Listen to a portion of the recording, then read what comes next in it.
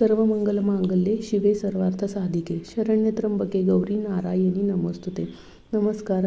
आजच्या व्हिडिओमध्ये आपण बघणार आहोत की चैत्र नवरात्रीत किंवा शारदीय नवरात्रीमध्ये कुंकुमार्चन करणे का गरजेचे असतात आणि त्याचे काय फायदे आहेत आणि केव्हा ते केले पाहिजे हे आपण या व्हिडिओमध्ये जाणून घेऊयात। चला तर मग आपण व्हिडिओला सुरुवात करूयात। नवरात्रीमध्ये आपण देवीच्या 9 रूपांची 9 दिवस पूजा करतो। तसेच नवरात्री हा हिंदूंचा प्रमुख सण आहे आणि हा सण देवी दुर्गाच्या 9 रूपांना समर्पित आहे। तसेच नवरात्री हा सण प्रथम चैत्र महिन्यात चैत्र नवरात्री म्हणून साजरा केला जातो। तसेच नंतर शारदीय नवरात्री अशा 2 वेळी हा सण साजरा केला जातो। तर आता चालू आहे चैत्र नवरात्री। आता हिंदू नववर्षाचा पहिला दिवस म्हणजे चैत्र नवरात्रीचा पहिला दिवस।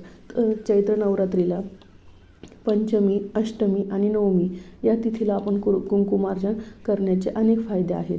तर कुंकुमार्चन केल्याने काय होते? सौभाग्य, समृद्धी, संकट निवारण होते।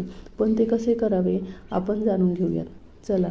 पंचमी तिथीला लक्ष्मी पंचमी असेही म्हणतात। या दिवशी 108 वेळा ओम श्री महालक्ष्मी नमः या मंत्राचा जप करत कुंकुमार्चन करावं।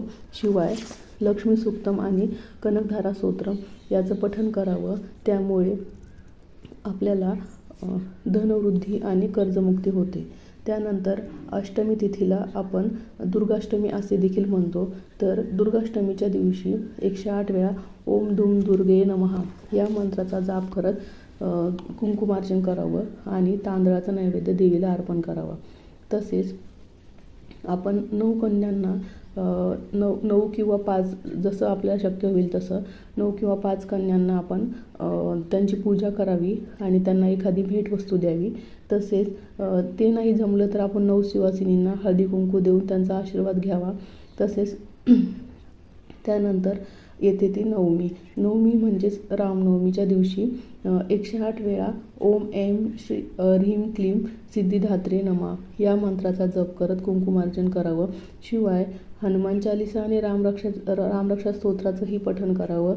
त्यामुळे मनोकामना पूर्ण होते, देवी कृपा आपल्यावर राहते आणि नवरात्रीच्या पंचमी, अष्टमी आणि नवमी तिथीला श्रद्धेने कुंकुमार्चन केल्यास देवीची खूप कृपा प्राप्त होते आणि समृद्धी वाढते।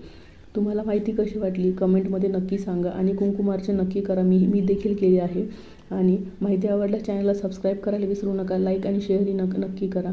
पुन्हा भेटूया एका नवीन व्हिडिओद्वारे एका नवीन माहितीसह। धन्यवाद।